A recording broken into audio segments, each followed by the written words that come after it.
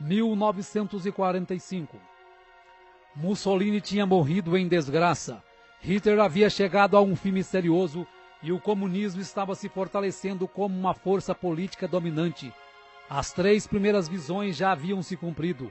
Agora William Branham se sentia mais otimista acerca de seu ministério, pois Deus cumpria cada visão que ele dava. Foi neste ano que ocorreu o incidente do touro assassino e a cura da esposa do incrédulo Sr. Andrews. 1946. No dia 21 de março de 1946, Meda dá à luz ao seu primeiro filho, uma menina chamada Rebecca Branham. Nesta época, todos os ministros o criticavam pelos incidentes que haviam ocorrido na sua vida.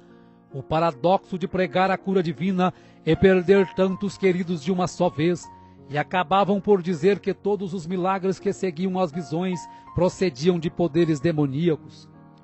Isto deixou William Branham muito deprimido, e já estava começando a crer que tudo o que acontecia com ele era obra do inimigo.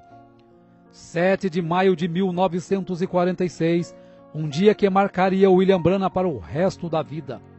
Em meio a um grande desespero, William Branham deixa $17 para Meda se sustentar e vai para a caverna Greensville, o lugar onde ele fazia contato direto com Deus, e diz para Meda que não voltaria enquanto Deus não o tirasse desta opressão. Após muito clamar a Deus, um anjo lhe aparece e o comissiona dizendo que Deus irá enviá-lo para levar ao mundo um dom de cura. Para que as pessoas pudessem crer nele, era necessário que ele fosse apenas humilde e sincero, e seria-lhe dado 2 sinais como foi dado a Moisés. O primeiro seria que, ao pegar na mão direita do enfermo com a sua mão esquerda, poderia detectar a presença de alguma enfermidade. E o segundo seria que, por meio de uma visão, ele diria até os mais profundos pensamentos e intenções dos corações. Assim sendo, todos terão que crer. Em seguida, o anjo lhe mostra através das Escrituras que Jesus em seu ministério discernia os pensamentos e intenções dos corações e curava os enfermos. Enquanto isso, os homens religiosos chamavam isso de obra de demônios e chamavam-no de Beelzebu.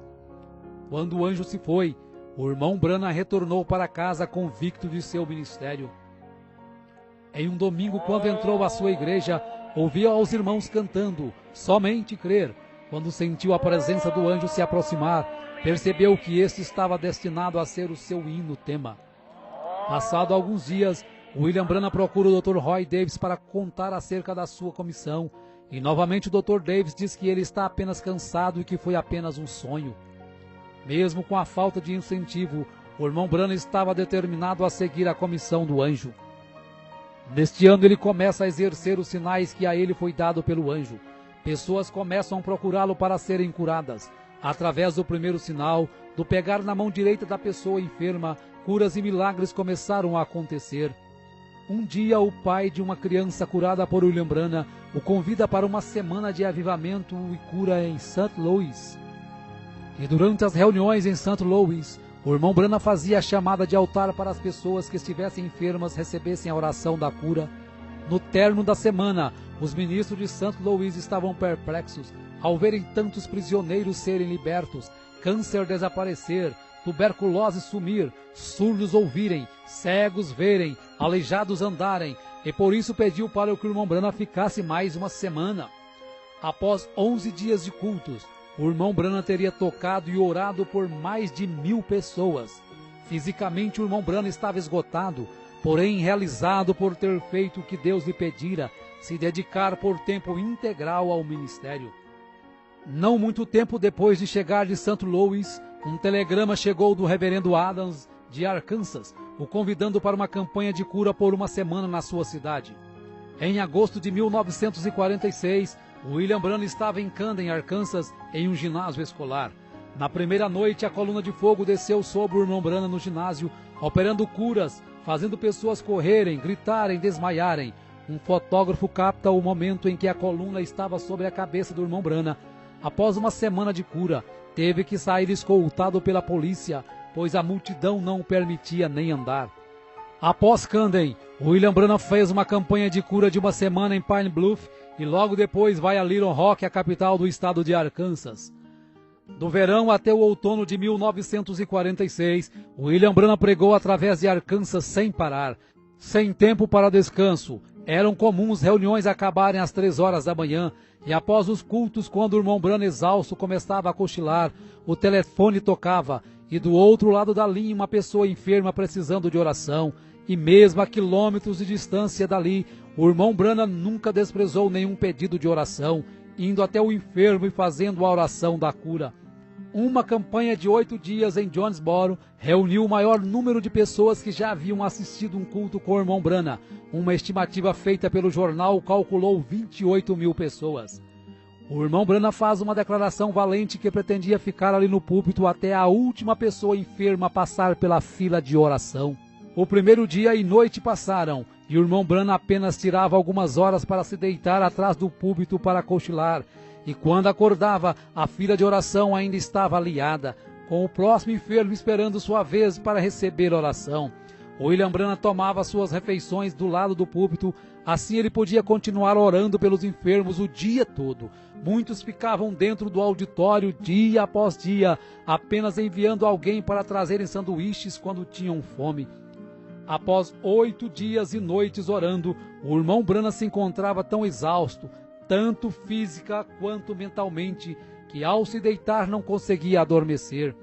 A fila de oração continuava crescendo cada dia mais, e já estava maior do que quando começou no primeiro dia, porém ele não conseguia continuar ali nem mais uma hora. Após 3 meses de campanha, William Branham volta para casa com 9 quilos a menos. Quando chegou em casa, havia aproximadamente 200 pessoas o aguardando, pois em todas as reuniões ele deixava seu endereço, para que quando alguém precisasse de oração, viesse até Jeffersonville em sua casa. Orou por estas pessoas até 2 horas da manhã, mesmo quando tentou dormir, carros continuavam chegando à sua porta por toda a noite. 1947. Embora não recuperado totalmente de seu esgotamento, em fevereiro de 1947, longas campanhas continuaram com oração pelos enfermos, sendo registrado aproximadamente 2.500 pessoas recebendo oração por dia. Passou por Louisiana, Texas, Arizona e pela primeira vez em Los Angeles, Califórnia. Em uma destas reuniões na Califórnia, ao curar uma mulher com câncer, em seguida seu esposo manda alguns rapazes levar um cheque de $1,5 milhão para William Branham, que mesmo vivendo em meio a uma grande pobreza, decididamente o recusa, pois quem havia curado sua esposa não era ele, e sim Jesus Cristo. Em todas estas reuniões, os irmãos Jack Moore e Hugh Brown o acompanhavam de perto, carregando o irmão Branham praticamente inconsciente da plataforma e o levando para os hotéis. Jack Moore estava exuberante com esse ministério fenomenal, então viaja para convidar Gord Lindsay, um editor de uma revista, para presenciar também tamanhos milagres. Em abril de 1947, pregou em Phoenix para pessoas que tinham como língua o espanhol. Foi a primeira vez que prega com um intérprete. Em maio de 1947, após um culto de cura, ao dividir o quarto com Billy Paul, de 11 anos, o anjo de Deus aparece ao irmão Branham numa madrugada. O irmão Branham pede permissão para que Paul o veja também. Então ele acorda Billy Paul para ver o anjo que sempre está ao lado de seu pai. Ao amanhecer, o irmão Branham olha pela janela do hotel e vê caminhões carregando cadeiras de rodas, macas e muletas acumuladas do culto de cura da noite anterior. Nesta noite o anjo lhe repreende, dizendo que ele estaria confinando muito o dom de cura para realizar milagres. O anjo queria dizer que o irmão Branham procurava sempre realizar um milagre para levar as pessoas a crerem na cura. Na última noite de uma campanha em Calgary, enquanto o irmão Branham estava meditando, o irmão Jack Moore inicia o culto contando as dificuldades financeiras de William Branham, de como sua esposa Meda e seus filhos vivem em uma casa precária, com portas mal vedadas e sem água encanada, e de como ele não media esforços para viver em função do ministério e das pessoas necessitadas. Então ele dá uma oportunidade para os irmãos darem uma oferta de amor, que seria exclusivamente para comprar uma nova casa para o William Branham. Quando o irmão Jack Moore vai entregar o valor arrecadado para o William Branham, ele ainda rejeita, mas pela insistência e não ser possível mais devolver o dinheiro, relutantemente ele aceitou a oferta. 1948. Em janeiro de 1948, quando o irmão Branham estava indo para uma campanha na Califórnia, recebe a visão de um menino sendo ressuscitado e pede para que todos anotem esta visão na página branca da Bíblia, pois não sabia quando nem onde aconteceria. Nesta campanha ele fica conhecendo Fred Bosworth, pregador de cura divina há 40 anos, agora com 71 anos de idade, e este passa a ser o coordenador de suas campanhas. Novamente, William Branham é testado por Deus através de um cheque de $25.000 que um homem que teve sua esposa curada lhe oferecera. Porém, novamente, o irmão Branham o recusa instantaneamente e o rasga na frente do doador. A saúde do irmão Branham cada dia se agravava mais. Estava com dificuldades para dormir. Seu peso havia caído para 45 quilos. Seus olhos afundaram. Sua aparência se empalideceu. E por isso desmarcou todas as campanhas que estavam marcadas naquele ano, pois os médicos diagnosticaram que ele estava com exaustão nervosa e dependia de muitos dias de repouso. Ele começou a perceber que não podia fazer como estava fazendo, com longas filas de oração até a madrugada ou virando noites. E assim como o sogro de Moisés o aconselhou a dividir as tarefas, o irmão Branham se maravilhou ao ver na revista de Gordon Lindsay que vários homens já estavam conduzindo campanhas de cura divina através dos Estados Unidos e Canadá, tais como William Freeman, Oral Roberts, Jack Coy, Tommy Osborne. E o que mais o entusiasmou foi saber que o seu próprio ministério foi o que havia influenciado estes homens de uma maneira direta ou indireta. Ele estava então disposto a não continuar jogando toda a carga para cima de si, mas fazer somente o que seu físico permitisse. Percebeu ainda através de uma visão que de 7 em 7 anos de sua vida aquela condição nervosa voltava e afetava o seu estômago. Porém, passado alguns dias, quando estava na varanda de sua casa, o anjo visita e diz que ele está curado daquela acidez no estômago. Após William Branham ter melhorado e ganhado 6 quilos, Aaron Buster e Fred Bosworth, como administradores das campanhas, começam a analisar as falhas cometidas no passado, como reuniões de cura divina terminar nas altas horas das madrugadas, fazendo com que o irmão Branham chegasse a um nível crítico de cansaço físico e mental. Decidiram então limitar o número de pessoas nas filas de oração e, para selecionar as pessoas, concordaram em usar os cartões de oração numerados, que deveriam ser entregues antes de começar os cultos. Desta forma, os administradores podiam monitorar sua força e encerrar o culto assim que eles sentissem que William Branham já tinha orado o suficiente. Em 14 de maio de 1948, Israel se declara uma nação independente, e o irmão Branham rapidamente associa esse fato com a figueira brotando descrita em Lucas 21. 1949. No dia 24 de julho de 1949, o curso da história cristã para William Branham mudaria para sempre. Quando estava pregando para 10.000 pessoas, ele tinha chamado a fila de oração, enquanto os oficiais reuniam 15 pessoas em ordem numérica. Quando chegou a primeira irmã para receber a oração, o irmão Branham já não fez como sempre havia feito nos cultos de cura, segurando a mão direita da pessoa enferma, mas simplesmente começou a ter visões de episódios que haviam acontecido e que aconteceriam com aquela pessoa. A partir de então, ele percebeu que o segundo sinal que o anjo havia lhe dado estava começando a entrar em evidência, que era ver até os segredos mais profundos do coração. Algumas pessoas criam na visão e outras pensavam que era telepatia ou algo arranjado. Numa campanha em Windsor, com aproximadamente 8.000 pessoas, no final da fila de oração, um jovem sem enfermidade tenta desmascarar o irmão Branham. Diz que tem tuberculose e que quer ser curado. Porém, Deus mostra a trama ao irmão Branham e ele diz que a partir daquele momento o jovem teria realmente tuberculose para o resto da vida. Isto leva o jovem ao desespero, porém já é tarde demais. Aquelas visões o enfraquecia muito, por isso 20 visões por noite já fazia o irmão Branham tremular de fadiga. Milhares de cartas chegavam de vários lugares com pedidos de oração. Não sendo mais possível atender tantas cartas, ao ler o livro de Atos no capítulo 19 e ver que o apóstolo Paulo orava pelos lenços, ele sentiu de fazer o mesmo, porém como não tinha condições de comprar tantos lenços, Ele cortava um grande lençol em pedaços, orava por cada um, e seus administradores, Fred Bosworth e Ernie Buster, enviava por carta de volta para cada pedido de oração, explicando na carta para o enfermo que deveria guardar seu pano orado na Bíblia na passagem de Atos 19.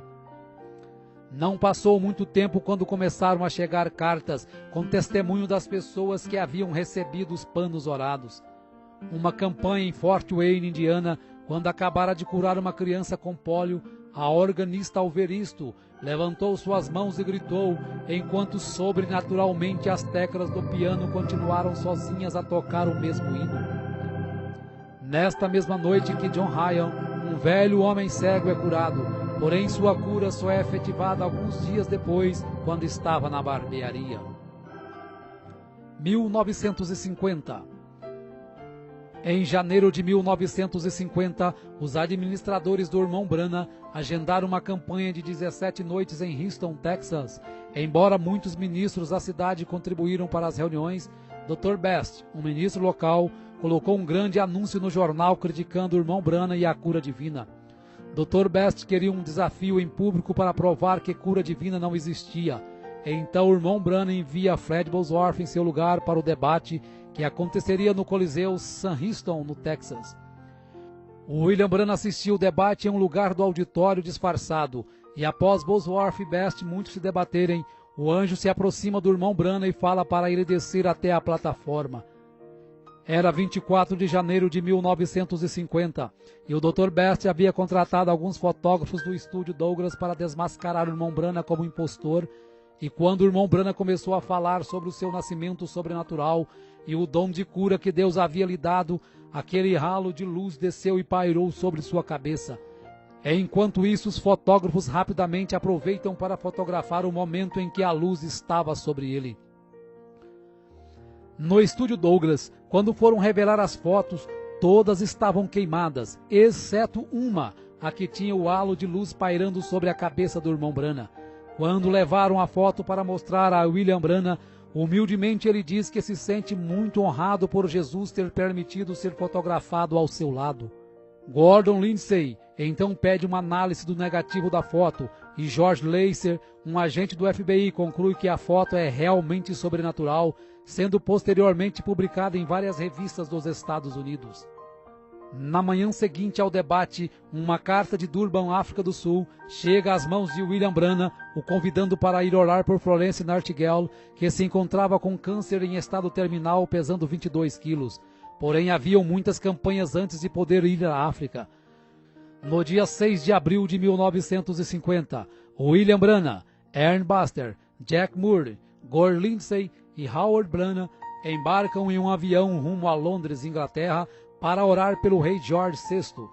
Quando desembarca, fica sabendo que Florence Nightingale estava ali também, pois ela havia ficado sabendo da sua passagem em Londres. Após orar pelo rei, foi até o lugar que estava Nightingale, orou por ela e disse que quando Deus a curasse, seria o sinal de que ele deveria ir até Durban, na África do Sul. Porém, o anjo lhe avisou também que havia uma armadilha preparada para ele nesta campanha da África. Em 14 de abril de 1950, William Branham aterrissa na Finlândia para uma campanha. Em 21 de abril, após o almoço, quando estavam descansando, percebe um acidente no qual um carro havia atropelado 2 garotos. Um havia morrido instantaneamente e o outro estava em coma no hospital. Após alguns minutos observando, estavam todos muito abalados, inclusive o irmão Branham. Sem perceber, algo começa a deixar William Branham inquieto, e quando começa a olhar em volta, pede para que Lindsay e Moore olhem rapidamente na página branca de suas Bíblias acerca da visão que ele havia contado na América. Então começam a folhear a Bíblia, e lentamente leem o que eles tinham escrito 2 anos antes. Cabelo castanho, olhos castanhos, entre 8 e 10 anos de idade, pobremente vestido em roupas estrangeiras, desfigurado devido a um acidente, uma terra com pedras sobrepostas e árvores, e percebem que é exatamente a cena que havia sido descrita na América. Então o irmão Branham se sente confiante e corajosamente desafia a todos os homens e mulheres que ali estavam, dizendo: Se este garoto não viver nos próximos poucos minutos, vocês podem prender uma placa em minhas costas dizendo que eu sou um falso profeta. Se ajoelhe durante a oração, aquele pequeno garoto que outrora estava morto e desfigurado se colocava de pé em perfeito. Após alguns dias, cura também a outra criança que havia sido atropelada e estava em coma no hospital. Em seguida, a comitiva Brana vai até a Suécia, depois Noruega e retorna ao Texas. Após um mês no Texas, decide voltar para casa. Ao partir de Dallas, no Texas, fortes tempestades o obrigam a pousar em Memphis e o avião fica em terra por 18 horas, enquanto o irmão Branham sai para curar o filho de uma senhora de cor que havia passado a noite orando. Mais tarde, William Branham recebeu 2 cartas que o tocou profundamente. Uma era do Dr. Roy Davis se desculpando das críticas que havia feito no início de seu ministério. A segunda era de Florence Nightingale, que tinha sido curada em Londres. Ela estava enviando seu testemunho detalhando sua firme recuperação do câncer do estômago. Nos 6 meses que tinham se passado, o peso dela tinha subido de 22 para 70 quilos. William Branham se lembrou da oração que ele fizera dizendo que quando o Senhor curasse aquela mulher, isto seria um sinal para ir numa campanha de cura em Durban, África do Sul. 1951. No dia 19 de março de 1951, nasce sua segunda filha com a irmã Meda, seu nome é Sarah Branham. Em 22 de julho de 1951, quando estava numa campanha em Toledo, Ohio, ao sair para almoçar, o irmão Branham tem a visão do arco-íris de sangue depois de ter condenado aquelas pessoas no bar. Volta e conduz a mulher que estava vestida indecentemente a Cristo. No dia 6 de outubro de 1951, a comitiva de William Branham aterrissa em Johannesburg, África do Sul. Johannesburg estava sendo abalada pelo profeta William Branham. Cada reunião estimava-se aproximadamente 15 mil pessoas.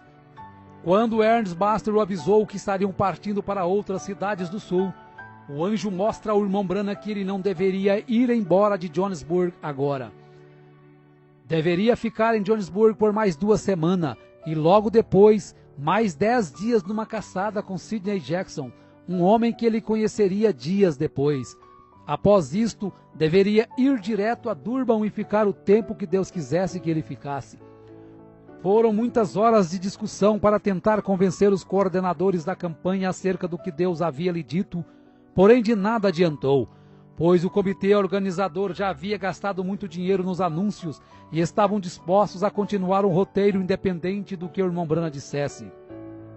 O irmão Branham então foi orar a Deus, e quando estava orando à noite em seu quarto, recebe a visita do anjo que diz para ele ir para as cidades do sul com os coordenadores, conforme eles tinham programado.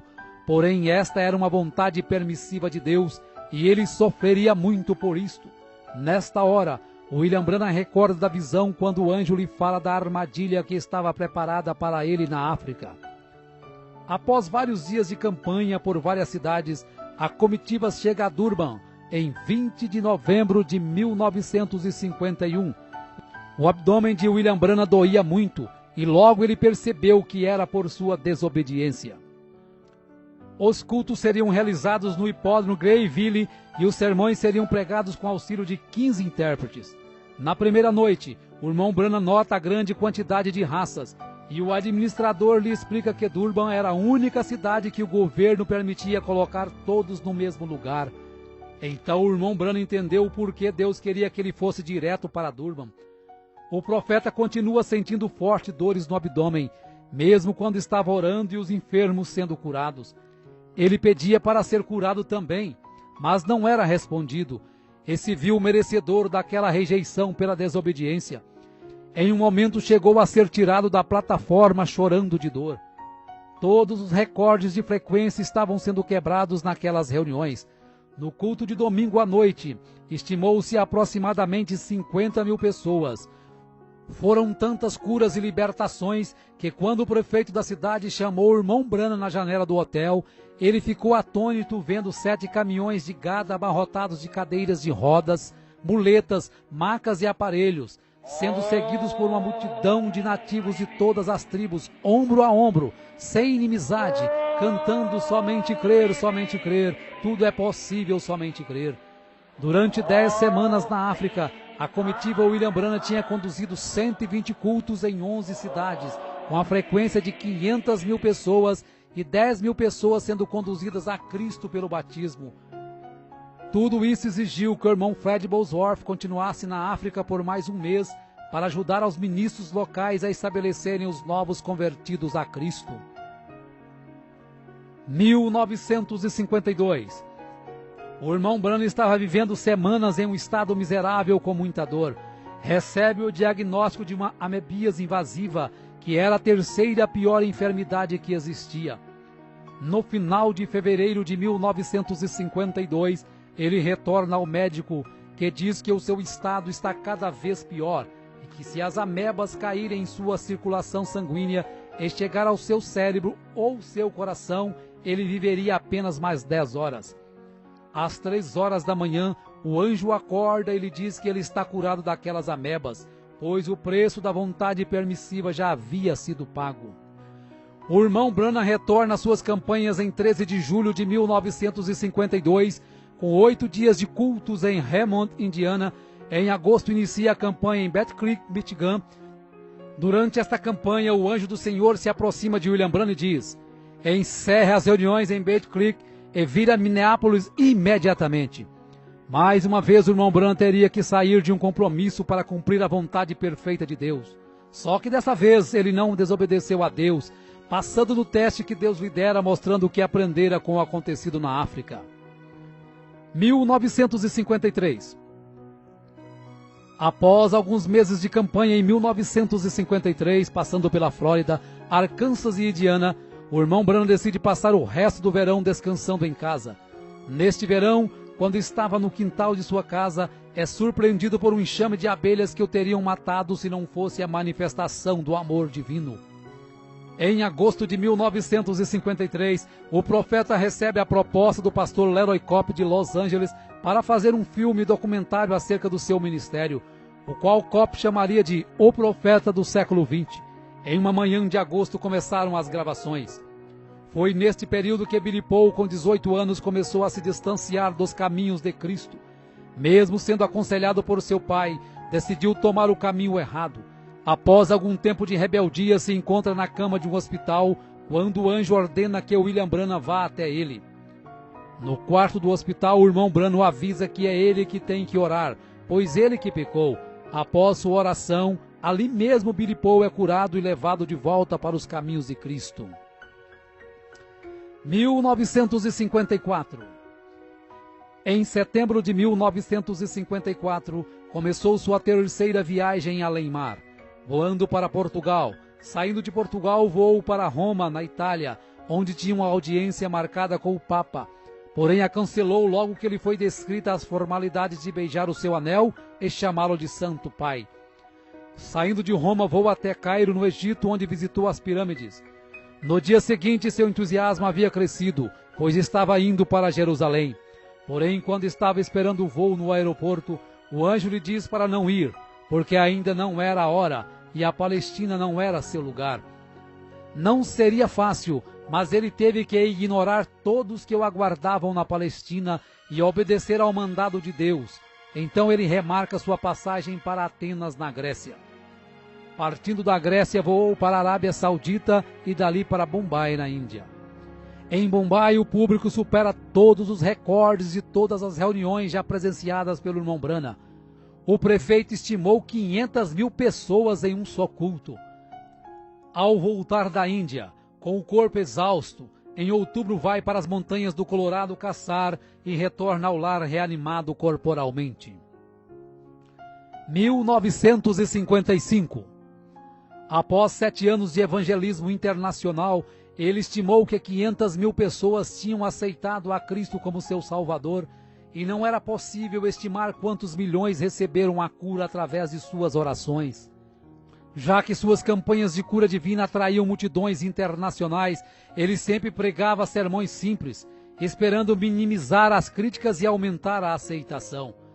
Sabendo que Deus estava lhe chamando para ensinar mais doutrina, em janeiro de 1955, pregou 13 vezes em 11 dias na Igreja Filadélfia de Chicago, Illinois. Vários sermões doutrinários foram entregues e, entre eles, o princípio e o fim da dispensação gentílica. A partir de então ele sabia que seu novo compromisso era passar mais tempo em cada campanha, ensinando fundamentos da Bíblia. Isso, sem dúvida alguma, estava fazendo algumas pessoas se sentirem desconfortáveis. Sob a coordenação de Jack Moody e Hugh Brown e com Billy Paul na distribuição dos cartões de oração, o irmão Branham fez várias outras campanhas, entre elas Phoenix, Arizona, quando teve a visão de Adão saindo do jardim do Éden com Eva por sua própria vontade, e em seguida foi orar pelos índios apaches em São Carlos. Em 4 de março de 1955 foi a Los Angeles, Califórnia, e lá percebeu que filmes e apresentações de televisão estavam distanciando muitas pessoas das coisas de Deus, pois a frequência em suas campanhas estavam caindo nos últimos 3 anos. A cura divina já não estava sendo tão acreditada, por ter surgido tantos charlatões com todos os tipos de teorias e sentimentos estranhos e chamando isto de sinais de Deus. William Branham percebe que a igreja pentecostal estava se esfriando muito, estavam começando a criar grupos e denominações, então começa a luta para levar o povo a viver a verdadeira vida cristã acima de qualquer dogma ou denominação. Em 1950, o irmão Branham ouve uma voz dizer que ele teria um filho, e este se chamaria José, apesar de ter tido apenas 2 filhas, e o médico dizer que Meda não poderia mais gerar filhos. No dia 19 de maio de 1955, nasce seu 3º filho com Meda, chamado José Branham. Em 18 de junho de 1955, William Branham aterrissa em Zurique, na Suíça, com a programação de falar por 9 dias. Estima-se 50.000 pessoas que aceitaram a Jesus como seu salvador pessoal durante esta campanha. Após sua campanha em Zurique, William Branham passa alguns meses descansando com sua família e no dia 24 de julho de 1955 prega a mensagem Espíritos Sedutores, pois percebe que os ministros não pregavam contra a carnalidade e alguém tinha que fazer aquilo. Alguns dias depois, cura a gambá que havia sido atropelada e estava parada na sua porta. A convite de um pastor, em 11 de abril de 1955, William Branham e seus coordenadores voam para uma campanha em Karlsruhe, na Alemanha, e em seguida vão para Lausanne, na Suíça.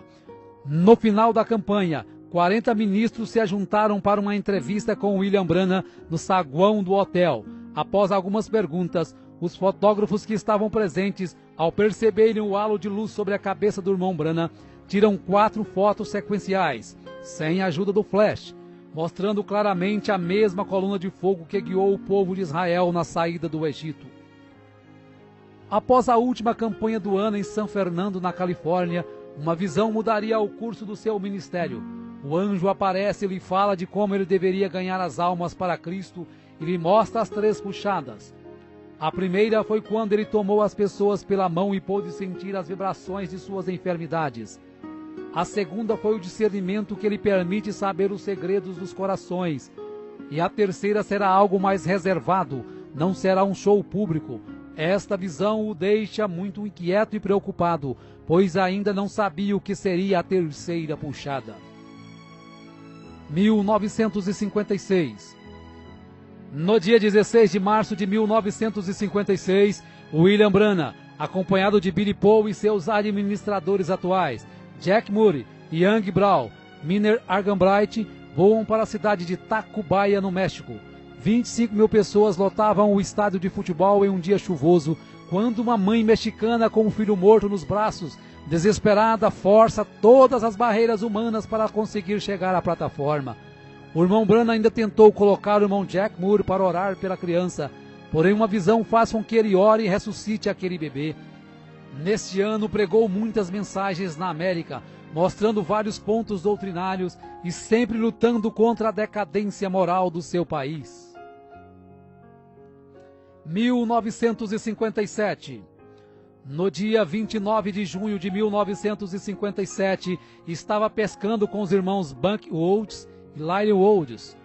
Ao fisgar um pequeno peixe que havia engolido o anzol e em seguida soltá-lo ao rio já morto, o anjo fala para o irmão Branham ressuscitar o peixinho. Isso foi para mostrar que Deus se interessa também pelas pequenas coisas. Em outubro de 1957, quando estava caçando, chega um recado que seu irmão Howard, que lhe ajudara nas campanhas, acabara de morrer. Após o funeral de Howard, William Branham vai para Lakeport, na Califórnia, para uma curta campanha. Em um de seus sermões, um fotógrafo tira algumas fotos do seu lado, e na sequência das fotos é possível perceber que sua câmera conseguiu captar a nuvem do anjo do lado direito de William Branham. Em novembro de 1957, o evangelista Fred Bosworth, que foi considerado um pai para William Branham, morre com 84 anos de idade. 1959. Na primavera de 1959, o irmão Branham vai ao hospital orar por Linda Kelly, uma irmã que se desviara da igreja e agora estava entregando novamente sua vida a Cristo. Ela é curada de seu problema, porém após um dia ela morre no hospital. Esta notícia atordoou ao irmão Branham e em um momento de fraqueza diz que Deus devia satisfações a ele. Após 4 meses, ele recebe a visão de um piquenique no ano passado, quando Deus poupou a vida de Linda de morrer afogada, por ela não estar com a alma pronta para partir. Por isso Deus concedeu mais um tempo de vida para ela se preparar. Ao receber a visão, William Branham se entristeceu muito por ter cobrado satisfações de Deus. Então vai até a casa da mãe da moça e conta a visão, explicando que havia chegado a hora para Linda partir. Um dos fardos mais pesados na vida de William Branham em 1959 foi a contínua luta com a Receita Federal, acerca de cheques que ele recebia para as campanhas. Por ser tão pressionado, chega a dizer que não está em casa quando seu advogado, o Sr. Orbison, liga para uma conversa.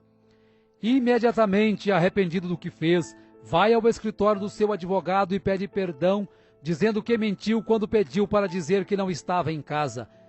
Isto elevou ainda mais a estima que o Sr. Orbison tinha por ele, e apesar de se sentir bem melhor, na manhã seguinte vai ao Greens Mill para pedir perdão a Deus. No dia 8 de outubro de 1959, o irmão Branham estava na mata esperando esquilos, pensando acerca de uma escritura que o deixava confuso, que diz: qualquer que disser a este monte, ergue-te daqui e lança-te no mar, e não duvidar, aquilo que pede lhe sucederá. No momento, uma voz explica a escritura e diz para ele pedir o que quiser. William Branham então pede que 3 esquilos avermelhados apareçam em lugares improváveis de estarem. Quando os esquilos aparecem, ele os mata e leva para comer. No dia 11 de novembro de 1959, o irmão Branham e alguns amigos vão à fazenda dos Wrights para buscar o vinho da ceia. Lá encontra Hattie Moser com seus filhos, seus pais e sua irmã Edith, que vivia sob uma cadeira de rodas. Ao contar a experiência dos esquilos, Hattie Moser crê no que o irmão Branham disse, e nesta hora o anjo diz para o irmão Branham falar para ela pedir o que quiser, que isso será feito. Após alguns instantes, ela ignora qualquer quantia em dinheiro, ignora sua irmã na cadeira de rodas e pede a conversão de seus 2 filhos, que imediatamente se convertem a Cristo e recebem o batismo no nome do Senhor Jesus Cristo. 1960. No dia 8 de maio de 1960, às 7 horas da manhã, quando o irmão Branham ainda estava deitado, o anjo o levou a ver além da cortina do templo. No momento seguinte, ele estava numa planície e milhares de pessoas corriam em sua direção gritando: "Nosso precioso irmão!" Todos pareciam ter não mais de que 20 anos. Ele ficou confuso, e o anjo lhe disse que eram seus convertidos na terra. Uma moça o abraça, e quando ele diz que não a conhece, o anjo diz que esta era uma senhora de 90 anos que ele havia conduzido a Cristo na terra. Após algum tempo vê Hope, depois o seu cavalo Prince e o seu cachorro Fritz, e o anjo diz que tudo o que ele mais amava na terra estava ali. Quando fica sabendo que ele seria julgado juntamente com seu povo, se entusiasma por saber que o apóstolo Paulo também seria, e tudo que Paulo pregou ele havia pregado. De repente ele estava de volta naquele velho corpo deitado, mas dali em diante sua vida nunca mais seria a mesma. 1963. Em 28 de fevereiro, em Tucson, no Arizona, 7 anjos de Deus em formação de pirâmide compõem uma nuvem sobrenatural, e o irmão Branham, juntamente com o irmão Fred Sotman e o irmão Jenny Norman, estavam ali como 3 testemunhas. Diversos observatórios fotografaram a nuvem e a fotografia foi publicada na página 112 da revista Life em 28 de maio de 1963. Em março deste mesmo ano, essa aparição precedeu a abertura dos selos, que ocorreu nos dias 17 a 24 de março de 1963. A revelação dos 7 selos é o que confirmou seu ministério como sendo o ministério do 7º anjo de Apocalipse 10:7 e do Elias de Malaquias 4, 5 e 6. Seu ministério foi marcado por visões, milhares de curas, milagres e maravilhas. Seria impossível estimar a quantidade de pessoas conduzidas a Cristo. Cegos enxergaram, surdos ouviram, câncer caiu na plataforma, tuberculose desaparecia e várias outras enfermidades eram abolidas. O que muito admirou a muitos dos seus coordenadores foi que durante todas suas campanhas nunca precisou pedir dinheiro para custear nenhuma delas, pois ele prometeu que permaneceria no campo enquanto Deus suprisse suas necessidades. Quando conheceu as mansões que Oral Roberts e T.L. Osborne haviam construído com o dinheiro arrecadado durante as campanhas, se sentiu indigno por ter apenas alguns dólares em sua conta bancária e saber que o ministério destes homens haviam saído do seu ministério. Porém Deus se aproxima e diz ao irmão Branham: eu sou a sua porção. 1965. No dia 18 de dezembro de 1965, o irmão Branham estava retornando de Tucson, no Arizona, a Jeffersonville, Indiana, e havia programado ao retornar pregar sobre um tema intitulado A Trilha da Serpente. Na viagem estava Billy Paul com sua esposa Lois, seu filho Paul e José Branham em um carro, e no outro carro logo atrás estavam William Branham com sua esposa Meda e sua filha Sarah. Era aproximadamente 7:30 da noite, quando o carro do irmão Branham colidiu de frente com outro veículo, conduzido por 2 mexicanos embriagados, que estavam dirigindo na contramão e com o farol esquerdo queimado. Quando Billy Paul olhou no retrovisor e percebeu o acidente, volta e encontra morto um dos rapazes mexicanos, e sua família em estado muito grave presa às ferragens. Billy Paul pediu para seu pai falar a palavra e ele sairia daquelas ferragens imediatamente. Porém, o irmão Branham disse que o dom era para ser usado para os outros e não para si mesmo. Tanto que, ao saber que Meda estava morta, colocou a mão sobre ela e a ressuscitou ali mesmo no local. Quando o corpo de William Branham em coma deu entrada no hospital, muitas pessoas que estavam internadas até mesmo na UTI foram curadas instantaneamente. Apesar de todos os esforços, o irmão Branham veio a falecer no hospital 6 dias depois do acidente. As irmãs Meda e Sarah, com algumas fraturas, receberam alta alguns dias depois. O irmão Branham morreu aos 56 anos de idade, em 24 de dezembro de 1965, às 5 horas e 49 minutos. E como era o seu desejo, Billy Paul, juntamente com os irmãos que estavam ali no hospital na hora da notícia do seu falecimento, tiraram os chapéus e cantaram a estrofe do hino: somente crer, tudo é possível, somente crer. O irmão Branham foi sepultado alguns meses depois, em abril de 1966. Porém, sua morte não pôs fim a seu ministério, e hoje, 100 anos após o seu nascimento, nós podemos dizer que muito em breve estaremos estreitando sua mão e diremos juntos: nosso precioso irmão, obrigado pelo seu esforço, pela sua renúncia, por seu ministério. Estamos unidos hoje para estarmos juntos amanhã. 2009, 6 de abril de 2009. Ainda ressoa a voz de Deus através da mensagem do profeta William Marion Branham.